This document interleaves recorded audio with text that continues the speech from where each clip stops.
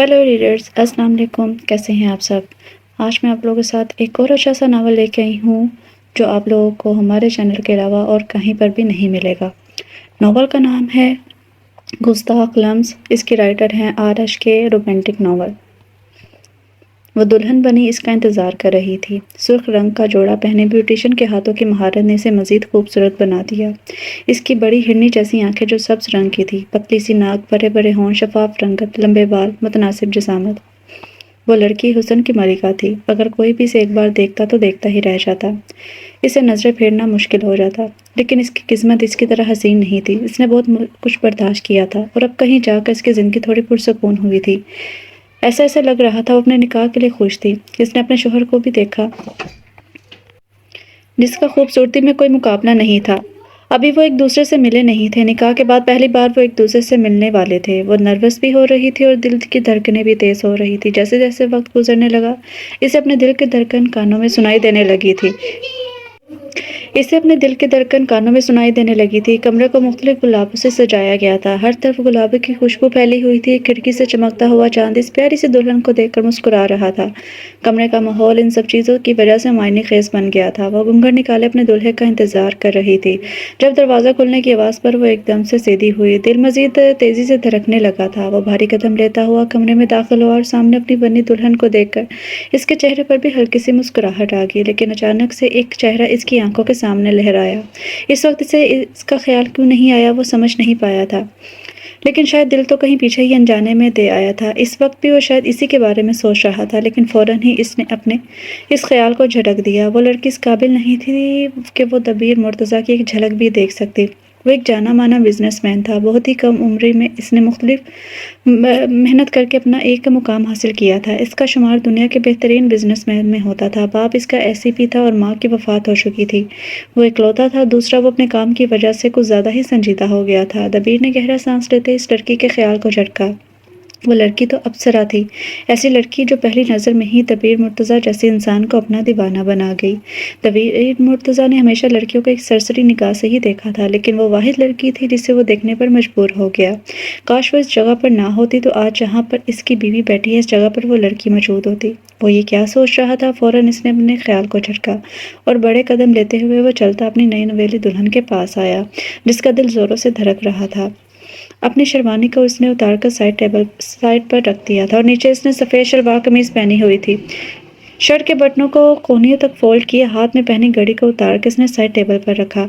अब एक टांग जरा सी ऊपर करके जरा तिरछा सा होकर इस लड़की के सामने बैठा जिससे थोड़ी देर पहले इसका निकाह हुआ था। इसने गहरा सांस लेते हुए हाथ आगे बढ़ाए घूंघट को उल्टा दिया। लेकिन जैसे ही इसने घूंघट को उल्टाया सामने मौजूद लड़की को देखकर वो एकदम से शॉक्ड हो गया। तुम यहाँ क्या कर रही हो?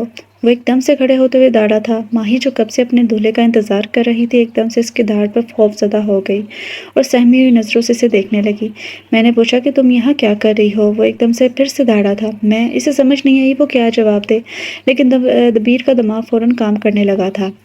मतलब जिसके साथ इसका निकाह हुआ वो लड़की इसके सामने मौजूद थी। इसके साथ इसका निकाह हुआ। इसने इस लड़की की पहले तस्वीर क्यों नहीं देखी? अगर इसने देखा होता तो कभी भी शादी के लिए हाँ ना करता। इसने तो अपने डैड पर भरोसा करके अपनी ज़िंदगी का फैसला इन पर छोड़ दिया था। लेकिन वो नहीं जानता था कि इसका बाप इसकी ज़िंदगी में वही लड़की को ले आएगा जिससे वो सख्त नापसंद करता है। तुम्हारी हिम्मत कैसे हुई मुझसे निकाह करने की? दबीर ने आगे बढ़ते हुए इसकी नाजुक कलाई को पकड़ के इसे अपने सामने खड़ा किया। कलाई को पकड़ने पर इसकी सुर्ख रंग की चूड़ियां कुछ टूट कर इसकी कलाई पर लगी और कुछ जमीन पर गिरी थी। तकलीफ से वो कराही इस वक्त इसे कुछ भी समझ में नहीं आ रहा था कि सामने मौजूद इंसान किस बारे में बात कर रहा है। दबीर की आंखें सुर्ख हो रही थी और माही को इन आंखों में देखकर ऐसा लग रहा था जैसे उसे सालम निकल जाएगा। वो थर थर कांप रही थी। तुम्हारी जैसी नापाक लड़की कभी भी मेरी बीवी नहीं बन सकती। इसके अल्फाज थे यहाँ गोया पिघला हुआ शीशा। माही को लगा कि अभी वो ज़मीन बोस हो जाएगी। वो तो अगर इसने पकड़ा ना होता तो सच में ज़मीन पर गिर चुकी होती। ये आप क्या कह रहे हैं? वो उसके किरदार पर शक कर रहा था। वो इस पर इल्ज़ाम लगा रहा था। वो कैसे इतना बड़ा इल्ज़ाम इस पर लगा सकता था? अच्छी तरह जानता हूँ मैं तुम्हें और देख भी चुका हूँ कि तुम क्या हरकतें कर रही हो। तुम्हें क्या लगता है लोगों के बिस्तर गर्म करने के बाद तुम शरीफ और शराफत के साथ निकाह करके एक शरीफ ज़ादी की ज़िंदगी गुजार लोगी और तुम्हें कोई पूछने वाला नहीं होगा? तुम्हें लगा मेरे बाप के साथ तुमने झूठ बोल दिया और इनके बेटे के साथ निकाह करके सब ठीक हो जाएगा? जो तुम्हारा माजी है वो ख़त्म हो गया। تمہارے جیسی لڑکی کو تو میں دیکھنا پسند نہیں کرتا، اور تم چلی تھی میری بیوی بننے کے لیے۔ اس کی کلائی پر مزید گرفت مضبوط کرتے ہوئے دھاڑا تھا۔ وہ تو شکر تھا کہ کمرے ساؤنڈ پروف تھا، ورنہ ابھی اس کے باپ نے کمرے میں سے آتی آوازوں کی وجہ پوچھنے آ جانا تھا۔ آپ کو غلط فہمی ہوئی ہے، میں اس طرح کی لڑکی نہیں ہوں، پلیز میری بات کا یقین کریں۔ درد سے بلبلاتے ہوئے وہ سامنے موجود اپنے شوہر کو یقین دلانے کی کوشش کر رہی تھی، اپنے کردار کی صفائی دے رہی تھی۔ تمہیں لگتا ہے کہ میں تمہاری بات پر یقین کر لوں گا؟ اس نے طنزی انداز میں اس کے خوبصورت چہرے پر نظریں جمائے پوچھا۔ سامنے موجود میک اپ میں اس کی نئی نویلی دلہن آسمان سے اتری ہوئی کوئی پری ہی لگ رہی تھی۔ اگر اس کی جگہ کوئی اور مرد ہوتا تو اپنے گھٹنے ٹیک دیتا، لیکن وہ بھی دبیر مرتضیٰ تھا۔ اچھے اچھوں کو وہ ناکو چنے چبوانے کا ہنر رکھتا تھا۔ مجھے نہیں پتا کہ آپ میرے بارے میں یہ سب کیوں بول رہے ہیں، لیکن میرا کردار بالکل صاف ہے۔ میں نے کوئی بھی ایسی حرکت نہیں کی جس کی وجہ سے مجھے شرمندہ ہونا پڑے۔ میں ناپاک ہرگز نہیں ہوں، وہ بے بسی سے کہتے ہوئے رو پڑی تھی۔ اچھا تو پھر ٹھیک ہے، ویسے تو تم میری بیوی ہو، تو یہ بھی چیک کر لیتے ہیں کہ تم پاک ہو یا نہیں۔ کچھ دیر اس کے چہرے کو دیکھتے ہوئے دل نے بغاوت کی، اور وہ جو نہیں کرنا چاہتا تھا وہ کرنے پر راضی ہوا۔ کیا مطلب؟ ماہی نے گھبرائے ہوئے لہجے میں اسے دیکھتے ہوئے پوچھا۔ آج ہماری سہاگ رات ہے، آج مجھے اچھے سے پتہ چل جائے گا کہ تم پاک ہو یا نہیں۔ دبیر کے اس طرح کہنے پر وہ شرم اور شرمندگی سے نظریں جھکا گئی۔ اس سے پہلے کہ وہ کچھ سمجھتی، دبیر نے اسے کمر سے تھامے خود کے قریب کیا اور ایک جھٹکے سے اس کے دوپٹے کو اتار کر بیڈ پر پھینک دیا۔ تکلیف کے مارے ایک دم سے اس کے لبوں سے سسکی نکلی تھی۔ اس سے پہلے کہ وہ دوبارہ اپنے لبوں کو وا کرتی اور کچھ بولتی، وہ اسے بنا سنبھلنے کا موقع دیے بغیر اس کے سرخ اور نازک ہونٹوں پر جھک چکا تھا۔ کیا وہ صرف اس کی پاک دامنی کے ثبوت کے لیے اس کے قریب آ رہا تھا؟ ماہی نے کرب سے سوچ کر آنکھیں میچی اور اس کے کالر کو سختی سے دبوچا۔ وہ اسی کے سہارے کھڑی ہوئی تھی، اس کے قریب آتے اسے محسوس کرتے دبیر کو عجیب سا سکون ملنے لگا تھا۔ وہ اپنا آپ فراموش کر گیا۔ اس کے لمس میں ایک عجیب سا سرور تھا، وہ سمجھ نہیں پا رہا تھا۔ وہ تو اس کے قریب نہیں آنا چاہتا تھا، لیکن اب اسے نہ جانے کیا ہوتا جا رہا تھا۔ فوراً اپنے جذبات پر قابو پاتے ہوئے اپنے خول میں دوبارہ آیا اور اس کے دونوں بازوؤں کو پکڑے اس نے پیچھے کمر کے ساتھ لگایا۔ آج کی رات تمہارے لیے امتحان کی رات ہے۔ آج کی رات تمہارا نازک وجود میری شدتیں برداشت کرے گا، اور اگر میرا شخص صحیح نکلا تو میرے قہر سے تمہیں کوئی نہیں بچا سکے گا۔ تم یہ سمجھ لینا، جہاں تم نے اتنے لوگوں کے بستر گرم کیے وہاں دبیر مرتضیٰ کا بھی صحیح، اور ویسے بھی میرے پاس تو سرٹیفکیٹ بھی ہے نکاح کا، میں تو پورا حق رکھتا ہوں۔ لیکن جن کے ساتھ تم نے راتیں گزاری ہیں وہ تو فری آف کاسٹ میں ہی مزے لے گئے نا۔ اس کی باتیں ماہی کے دل پر سیدھے تیر کی طرح لگ رہی تھی۔ وہ بے بسی سے نظریں جھکا گئی تھی، آنکھوں میں موٹے موٹے آنسو جمع ہو گئے تھے جو باہر نکلنے کو بےتاب تھے۔ زبان تو بالکل ہی کنگ ہو گئی تھی، چاہتے ہوئے بھی وہ کچھ بول نہیں پا رہی تھی۔ شادی کی پہلی رات اس کا شوہر اس پر اتنے بڑے الزامات لگا رہا تھا کہ وہ ناپاک ہے۔ دبیر نے اس کے ماتھے سے لے کر نیچے گردن تک اپنی انگلی سے لکیر کھینچی اور آہستہ آہستہ اس کا ہاتھ نیچے کی طرف بڑھتا جا رہا تھا۔ وہ اس کے جسم کی کپکپاہٹ کو محسوس کر سکتا تھا۔ اپنے ہونٹوں کو اس کے کان کے پاس لایا اور جھک کر اس کے کان کی لوب کو اپنے دانتوں تلے دبا لیا۔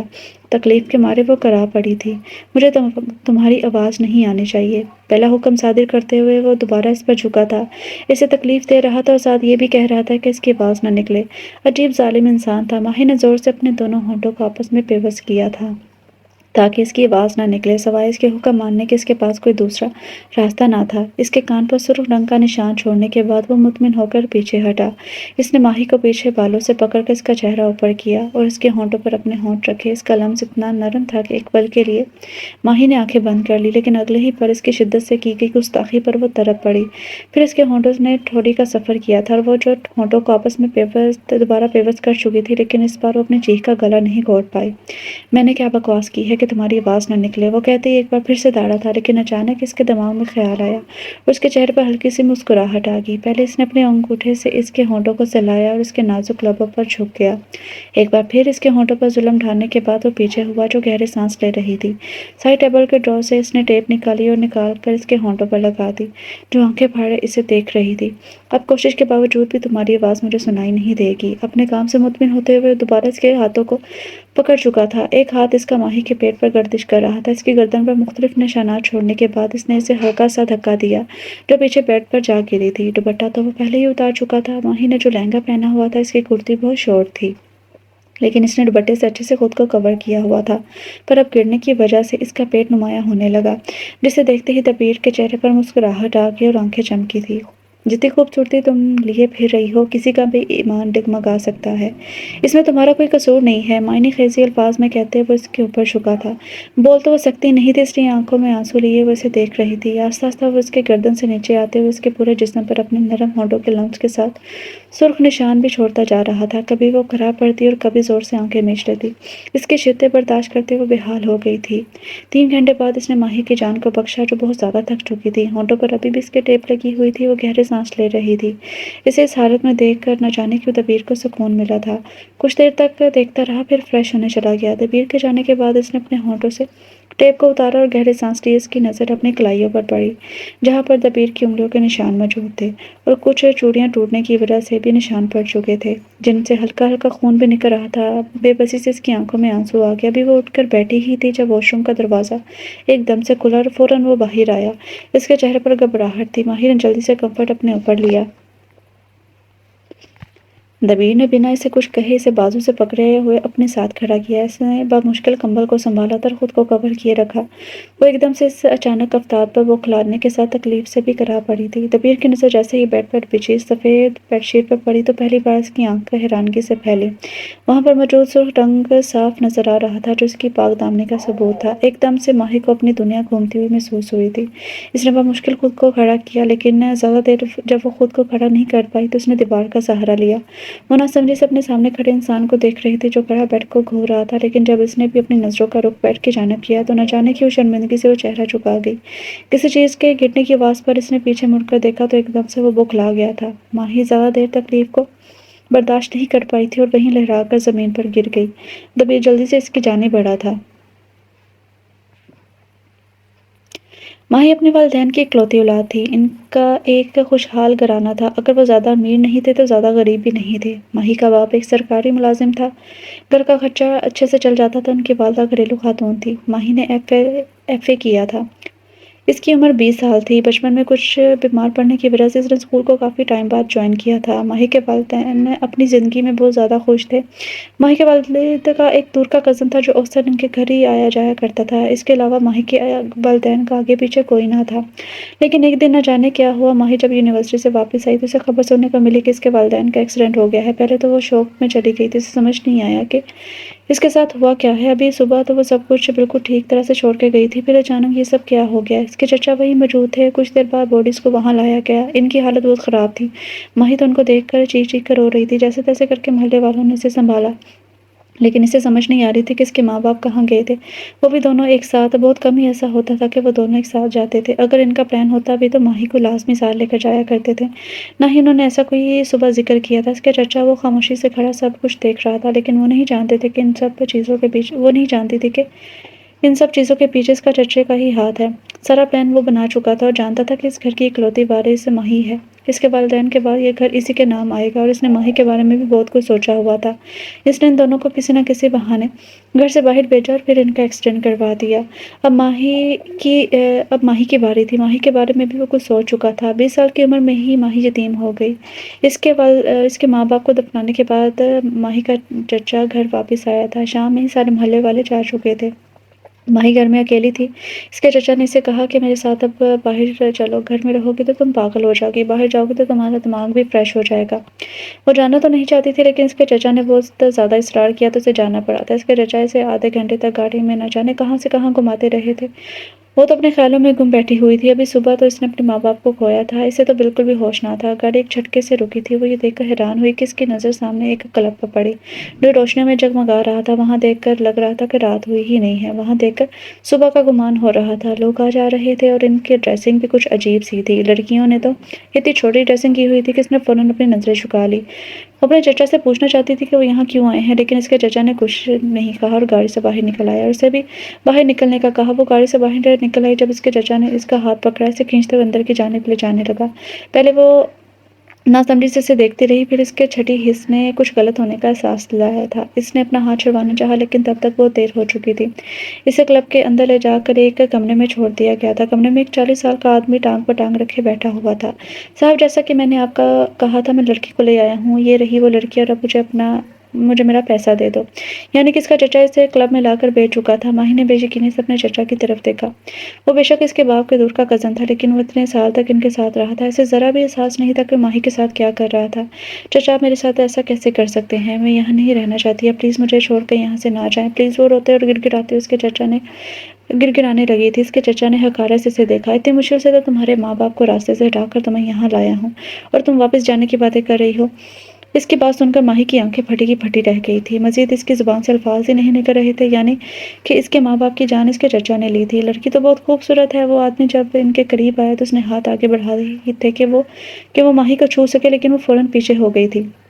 اتنے نخرے کوئی بات نہیں، نخرے تم پر جچتے بھی ہیں۔ خیر، آج کی رات تمہارے قریب کوئی نہیں آئے گا۔ آج کی رات تم باہر کلب میں جا کر ڈرنک سرو کرو گی، کیونکہ آج ہمارے پاس اسٹاف کی کمی ہے۔ کل کی رات میں تمہیں اپنے قربت کا لمس بخشوں گا، اس آدمی نے کہتے ہوئے دوسری ویٹر کو آواز دی، جس نے انتہائی بولڈ قسم کا لباس پہنا ہوا تھا۔ گھٹنوں سے اوپر تک چھوٹی سی اسکرٹ اور اس کے اوپر اس نے ٹائٹ سی وائٹ کلر کی شرٹ پہنی ہوئی تھی۔ گلے کے آگے کے 2 بٹن کھلے ہوئے تھے، جس سے اس کا سینہ نظر آ رہا تھا۔ اسے تیار کر کے باہر لے جا اور کام سمجھا دینا، اس نے اس ویٹرس کو کہا، اور وہ اس بات میں سر ہلاتے ہوئے ماہی کا ہاتھ پکڑے اسے وہاں سے لے گئی تھی۔ ماہی نے اس کی بھی منت کی کہ وہ اسے جانے دے، لیکن وہ لڑکی بھی بے بس تھی، وہ بھی مجبوری میں یہاں آئی ہوئی تھی۔ اس لڑکی نے پریشانی سے اس لڑکی کو دیکھا۔ دیکھو، میں تمہاری کوئی مدد نہیں کر سکتی، تمہارے اپنوں نے ہی تمہارے ساتھ ایسا کیا ہے۔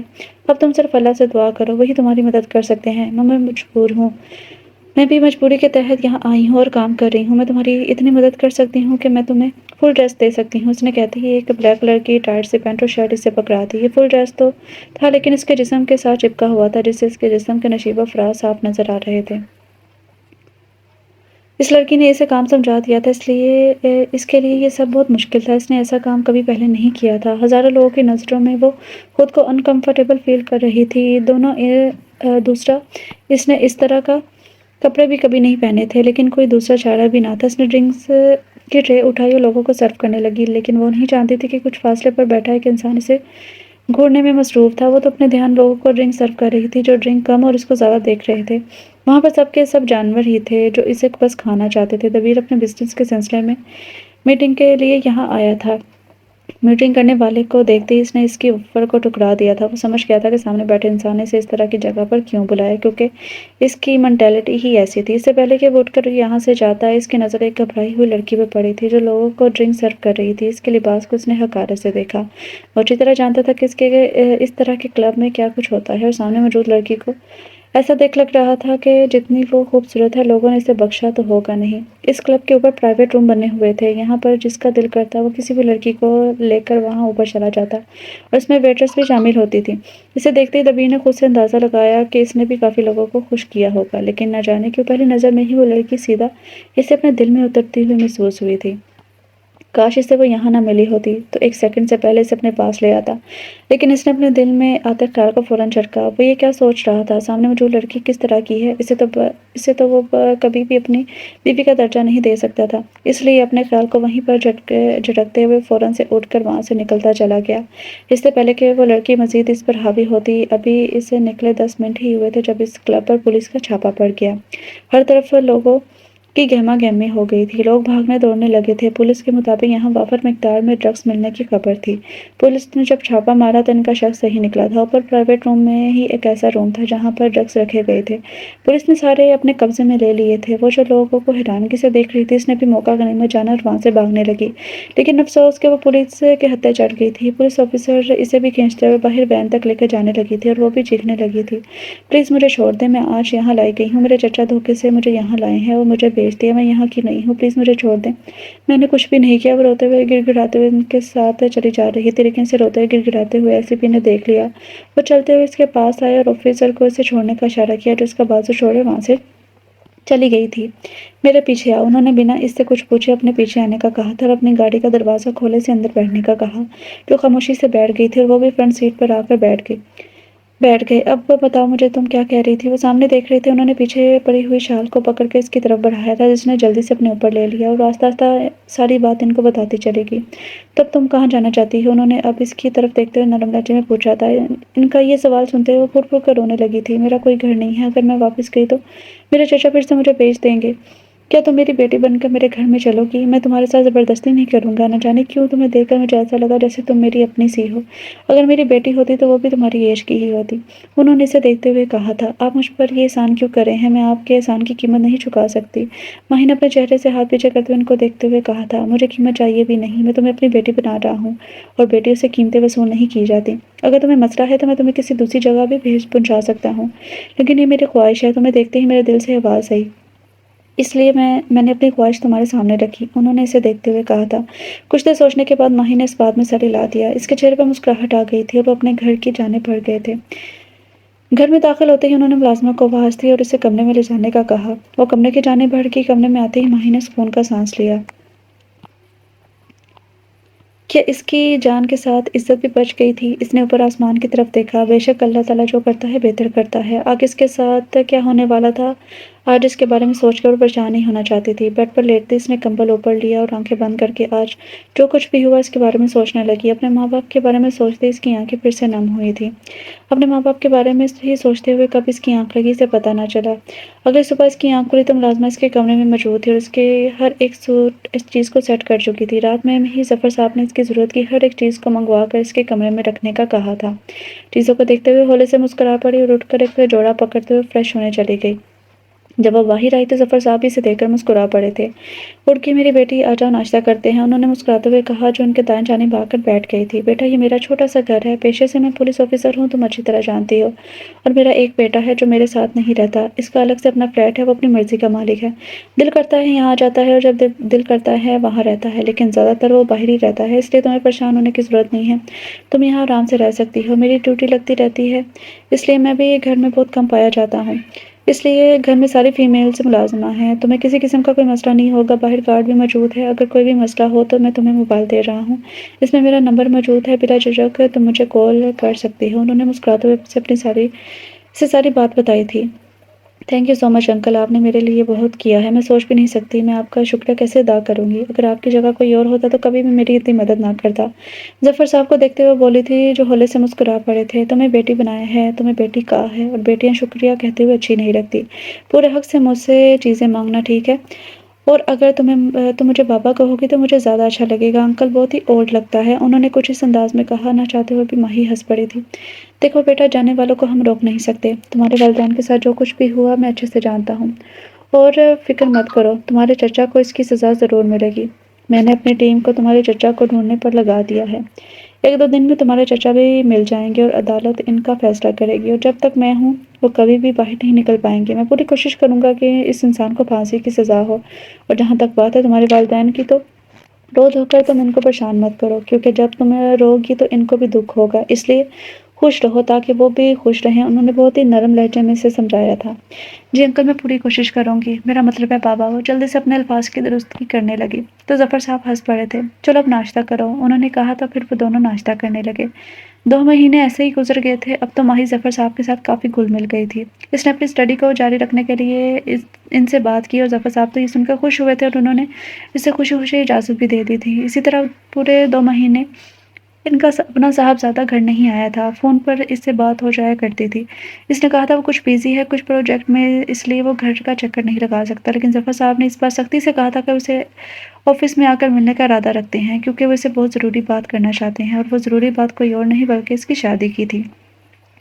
ظفر صاحب نے اس سے شادی کی بات کی تو اس نے صاف لفظوں میں کہہ دیا کہ بابا آپ جہاں کہیں گے میں شادی کر لوں گا، نہ مجھے کوئی لڑکی پسند ہے، نہ ہی میں چاہتا ہوں کسی لڑکی کو کہ میں خود پسند کروں، اس لیے آپ کو جو بھی لڑکی پسند ہے وہی میری پسند ہوگی۔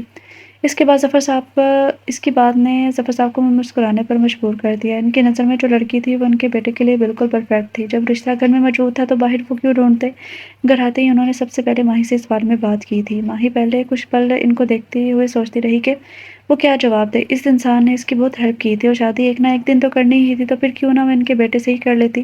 ان کے بیٹے کی تصویریں گھر میں ہر طرف موجود تھیں جن کو وہ دیکھ چکی تھی، وہ اچھا خاصا ہینڈسم انسان تھا، اسے کوئی مسئلہ نہیں تھا، اس نے ہاں کر دی، اور اس کے ہاں کرتی ظفر صاحب نے اس کے سر پر ہاتھ رکھا، اسے خوش رہنے کی دعا دی، دونوں کی رضامندی کے بعد گھر میں نکاح کی تیاریاں شروع ہو چکی تھیں۔ دبیر نے بس ایک بات کہی کہ اسے سادگی سے نکاح کرنا ہے، باقی سے کوئی بھی رسم نہیں کرنی۔ ظفر صاحب بھی اسی میں خوش تھے، ان کو بھی باقی کوئی رسموں میں دلچسپی نہ تھی۔ ان کا بیٹا شادی کر رہا تھا، ان کے لیے یہی کافی تھا۔ اور بہت جلد وہ بھی دن آ گیا جب دبیر کا نکاح ماہی کے ساتھ ہو گیا۔ ماہی کو بیوٹیشین نے آ کر تیار کر دیا تھا۔ آج وہ بہت زیادہ نروس بھی تھی، وہ پہلی بار اپنے شوہر سے ملنے گی، لیکن جب اس کا شوہر کمرے میں آیا تو اس پر جو اس نے الزام لگایا اسے سن کر تو وہ دھنک رہ گئی۔ ماہی کے بے ہوش ہونے کے بعد وہ اسے لے ہاسپٹل پہنچا تھا، کپڑے تو اسے پہلے ہی پہنا چکا تھا۔ ظفر صاحب کو بھی اس بات کا علم نہ تھا، وہ تو باہر بے چینی سے چکر کاٹ رہا تھا۔ ڈاکٹر باہر آئے تو اس نے جلدی سے ماہی کی حالت کے بارے میں پوچھا۔ ڈاکٹر نے اسے مشکوک نظروں سے دیکھا تھا۔ آپ ان کے کیا لگتے ہیں؟ ڈاکٹر نے اسے دیکھتے ہوئے پوچھا تو شرمندگی سے اس کا سر جھک گیا۔ میں ان کا شوہر ہوں، ہماری کل ہی شادی ہوئی ہے۔ دیکھیے ان کی حالت کو دیکھ کر تو ایسا لگ رہا ہے جیسے ان کا ریپ ہوا ہے۔ آپ پڑھے لکھے ہیں، سمجھدار ہیں، اچھی طرح جانتے ہیں کہ میں کیا کہنا چاہ رہا ہوں۔ وہ آپ کی بیوی ہے اور عامر ان کے شوہر ہیں۔ یہ آپ کا پرسنل معاملہ ہے، لیکن پھر بھی میں یہ کہنا چاہوں گا آپ کو کچھ باتوں کا خیال رکھنا چاہیے۔ اس طرح کی درندگی دکھانا ایک مہذب شوہر کو زیب نہیں دیتا۔ درندگی دکھانے میں اور محبت دکھانے میں زمین آسمان کا فرق ہوتا ہے۔ آئی ہوپ آپ میری بات کو سمجھ رہے ہوں گے۔ صبح تک ان کو ہوش آ جائے گا، خطرے کی کوئی بات نہیں ہے، آپ ان کو گھر لے کر جا سکتے ہیں۔ ڈاکٹر نے ایک تو اور بات کی اور پھر چلا گیا۔ دبیر تو مزید شرمندگی نے آن گھیرا تھا، وہ پوری رات پھر وہیں بیٹھا رہا تھا۔ اگلی صبح سے ظفر صاحب کی کال آئی تھی، وہ ان کو بتانا بھی تو تھا، اس لیے اس نے بتا دیا۔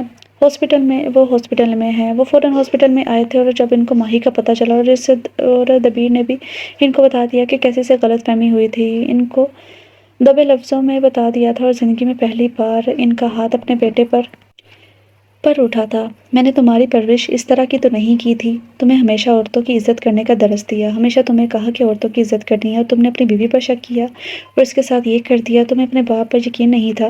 اگر میں تمہارے لیے کوئی لڑکی تلاش کروں گا تو ایک بہتر لڑکی ہی کروں گا۔ دبیر، مجھے افسوس ہو رہا ہے تمہیں اپنا بیٹا کہتے ہوئے بھی، انہوں نے دکھی لہجے میں دبیر کو دیکھتے ہوئے کہا تھا۔ ڈیڈ، مجھے معاف کر دیں، میں جانتا ہوں کہ مجھ سے غلطی ہوئی ہے، میں جانتا ہوں کہ مجھ سے بہت بڑی غلطی ہوئی ہے، لیکن میں اسے معافی مانگ لوں گا، پلیز مجھے معاف کر دیں، میں آپ کی ناراضگی افورڈ نہیں کر سکتا۔ اس نے اپنے باپ کے ہاتھ کو پکڑتے ہوئے کہا تھا۔ دعا کرو کہ وہ تمہیں معاف کر دے، ورنہ میں بھی تمہیں معاف نہیں کروں گا۔ وہ کہتے ہوئے ماہی کے کمرے کی طرف بڑھ گئے تھے۔ ماہی کو ہوش آ گیا تھا اور ظفر صاحب کو دیکھتے اس کی آنکھوں میں آنسو آ گئے۔ بس میرے بچے، رونا نہیں ہے، میں تمہارا قصوروار ہوں، میری وجہ سے آج تم اس حالت میں ہو سکے تو مجھے معاف کر دینا۔ ظفر صاحب نے بے بسی سے کہا تھا۔ نہیں بابا، اس میں آپ کا کوئی قصور نہیں ہے، آپ پلیز اس طرح معافی مت مانگے۔ ان کو غلط فہمی ہوئی تھی اور میں جانتی ہوں ان کو غلط فہمی کیوں ہوئی ہے، اور مجھے اچھے سے سمجھ آ گیا ہے، انہوں نے ضرور مجھے دیکھا ہوگا، اور وہاں دیکھ کر تو کوئی بھی سمجھے گا کہ وہاں پر موجود لڑکیاں کس طرح کی ہوتی ہیں۔ ان کو بھی غلط فہمی ہوئی، لیکن انہوں نے جو میرے ساتھ کیا وہ بہت غلط کیا، میں اس کے لیے کبھی بھی ان کو معاف نہیں کروں گی۔ اس نے بھاری لہجے میں کہا تھا۔ میری بچی، میں ہمیشہ تمہارے ساتھ ہوں، تمہارا جو فیصلہ ہوگا مجھے منظور ہوگا، تمہیں پریشان ہونے کی ضرورت نہیں ہے۔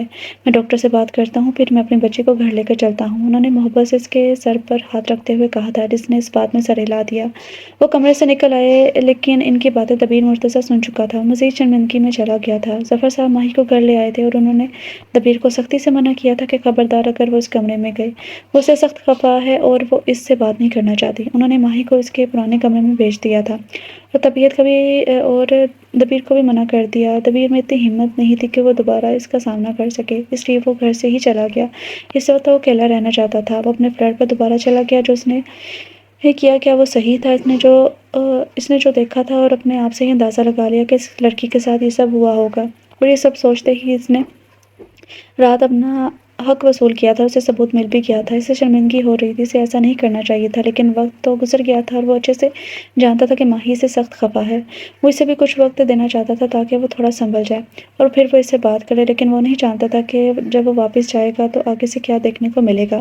ایک ہفتے تک اس نے کسی سے بات نہیں کی تھی اور آج ایک ہفتے بعد وہ اپنے ڈیڈ کے گھر میں موجود تھا۔ اس کے ڈیڈ نے اسے دیکھتا تو سنجیدگی سے اپنی جگہ سے کھڑے ہو گئے تھے۔ شکر ہے تم نے گھر کا رخ تو کیا، وہ طنزی انداز میں بولے تھے اور کھڑے ہوئے تھے اور ہاتھ میں پکڑے ایک پیپر کو اس کی جانب بڑھا دیا۔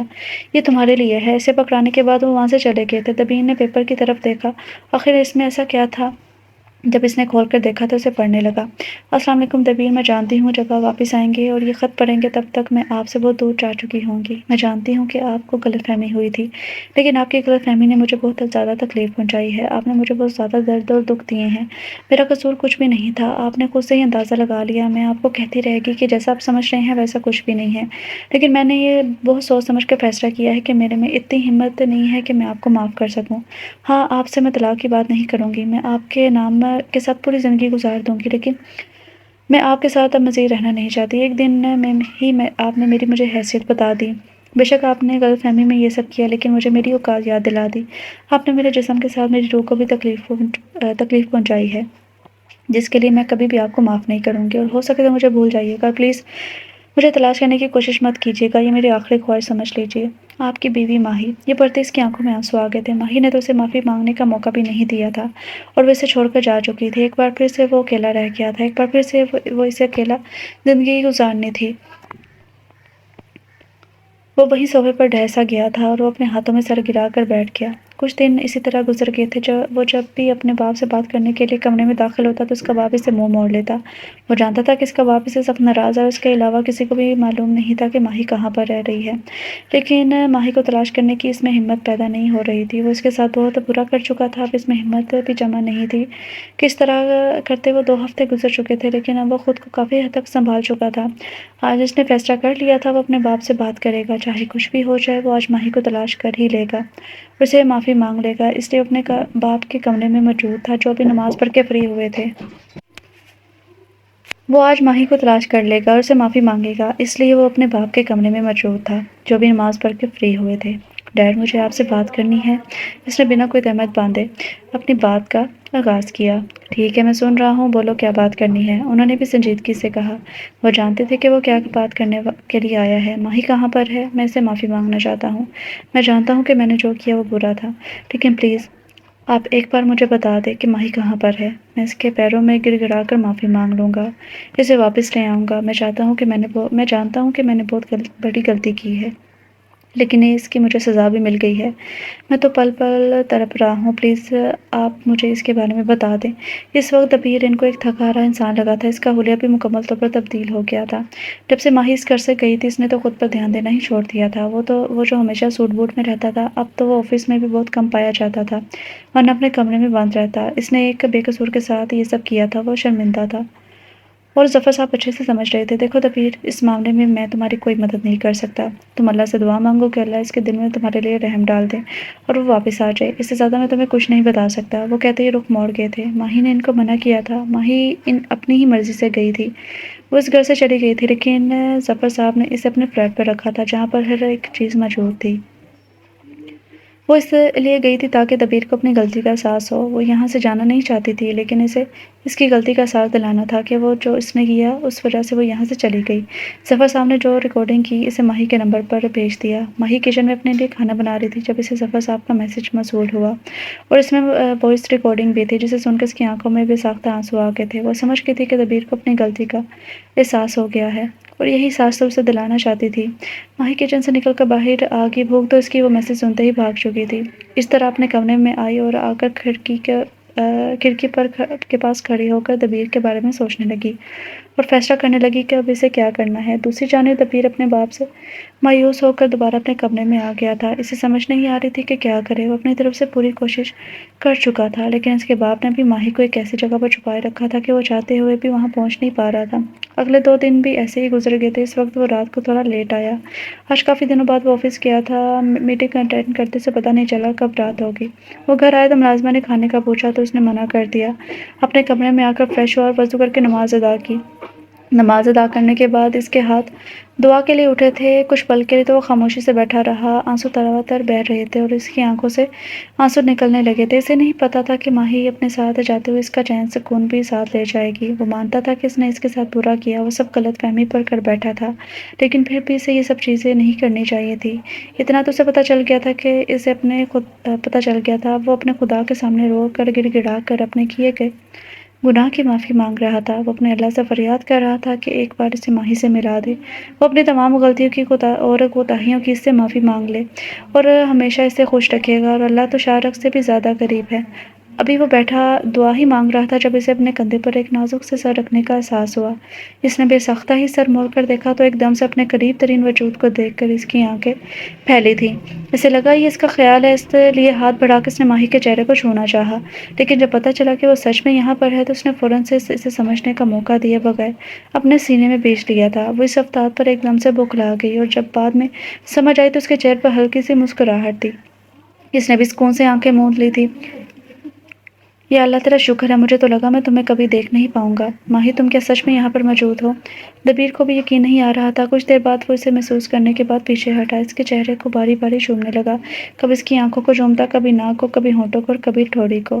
کیا تم سچ میں یہاں پر موجود ہو؟ اسے سمجھ نہیں آ رہا تھا وہ کیا بولے، تو وہ ایک دم سے رک گیا اور خود کو یقین دلانے لگا، ہاں تم سچ میں یہاں پر ہو، مجھے تو لگ رہا تھا کہ میں تمہیں دوبارہ کبھی دیکھ نہیں پاؤں گا۔ دبیر نے تکلیف دہ لہجے میں کہا تھا، مجھے لگا تم مجھ سے بہت دور چلی گئی ہو۔ میں تو کبھی بھی دور نہیں گئی تھی دبیر آپ سے، بس آپ کو آپ کی غلطی کا احساس دلانا چاہتی تھی، اور وہ آپ کو ہو گیا ہے۔ بابا نے مجھے اپنے فلیٹ پر رکھا ہوا تھا، میں اپنی مرضی سے ہی گئی تھی تاکہ آپ کو احساس دلا سکوں جو کچھ آپ نے کیا وہ غلط ہے۔ اب مجھے لگتا ہے کہ آپ کو اپنی غلطی کا بہت اچھے سے احساس ہو گیا ہے، اس لیے میں واپس آ گئی۔ اس نے مسکراتے ہوئے دبیر کو ساری بات بتائی تھی، مجھ سے دور جا کر تم نے بہت بڑی سزا دی ہے مجھے، اور سچ کہوں تو مجھے احساس ہو گیا ہے کہ میں نے جو کچھ کیا وہ غلط تھا۔ احساس تو تب ہی ہو گیا تھا، اسی رات ہی ہو گیا تھا، لیکن کیا کرتا، مجھ پہ انا تھی، جھکنے کا نام ہی نہیں لے رہا تھا، لیکن تمہاری غیر موجودگی نے مجھے جھکنا سکھا دیا۔ پلیز دوبارہ مجھ سے دور مت جانا، میں جانتا ہوں کہ میں نے بہت برا کیا ہے، دبیر نے اسے دیکھتے ہوئے دھیمے لہجے میں کہا۔ اب آپ کو معافی مانگنے کی ضرورت نہیں ہے، آپ کو اپنی غلطی کی سزا مل چکی ہے، اور مجھے بھی آپ سے کوئی مسئلہ نہیں ہے، ماہی نے مسکرا کر کہا تھا۔ دبیر نے اس کی بات سنتے ہوئے دوبارہ اسے اپنے سینے میں بھیج لیا تھا۔ تھینک یو سو مچ میری جان، وہ کہتے ہی اسے اپنی جگہ سے کھڑا ہو گیا تھا، اسے اپنی باہوں میں اٹھا لیا۔ ان 2-3 ہفتوں میں بہت بے سکون رہا ہوں، میں اب سکون چاہتا ہوں، کیا تم مجھے اپنی قربت سے سکون فراہم کرو گی؟ اس کے کان کے پاس جھکتے ہوئے سرگوشی میں بولا تھا۔ ماہی نے اس کی بات کا مطلب سمجھ کر شرما کر اس کے سینے میں منہ چھپا لیا۔ وہ اسے لیے بیڈ کی جانب بڑھ گیا تھا، بہت آرام سے وہ اسے بیڈ پر لٹا گیا تھا جیسے وہ موم کی گڑیا ہو۔ اس کا دوپٹہ سائڈ پر رکھنے کے بعد وہ کچھ دیر اس کے چہرے کے نقوش کو دیکھتا رہا، اور پھر ایک دم سے جھکا اور اس کے ہونٹوں کو اپنی گرفت میں لے چکا تھا۔ آہستہ آہستہ اس کے ہاتھ اس کے جسم پر گردش کرنے لگے۔ ماہی نے زور سے آنکھیں میچ لی، وہ خوش تھی اور اپنی خوشی سے اس نے خود کو اپنے شوہر کو اپنا آپ سونپ دیا تھا۔ دبیر اپنی محبت اس پر نچھاور کرتا جا رہا تھا، پوری رات اسے اپنی محبت کی بارش میں بھگوتا رہا۔ اس کی زندگی میں اب کوئی پریشانی نہیں تھی، وہ دونوں اب خوش تھے۔ ظفر صاحب نے بھی ماہی کے چچا کو گرفتار کر لیا تھا، اور اگلے دن ماہی اور اپنے بیٹے کو دیکھ کر وہ بھی خوش تھے۔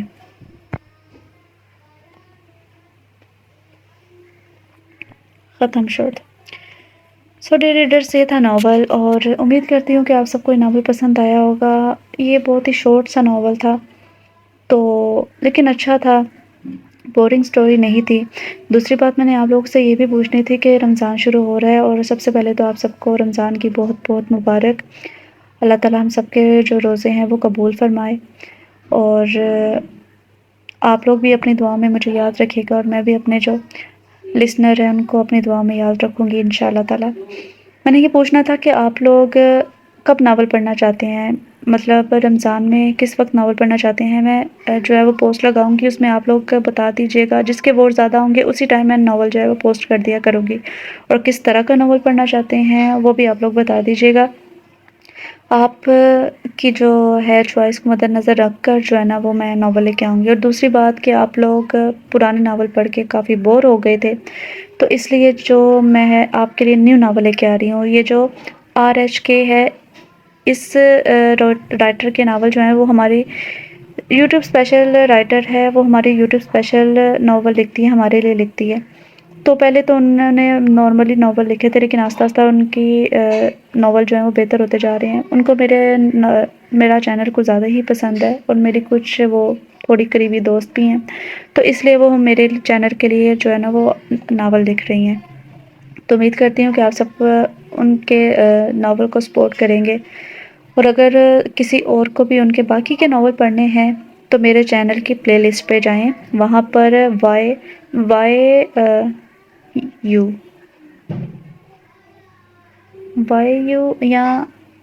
YT یوٹیوب اسپیشل ناول کے نام سے میں نے پلے لسٹ بنائی ہوئی ہے، تو وہاں پر آپ آرام سے جتنے بھی ناول اب تک ان کے آ چکے ہیں جو یوٹیوب اسپیشل ہیں وہاں پر ایزیلی پڑھ سکتے ہیں۔ تو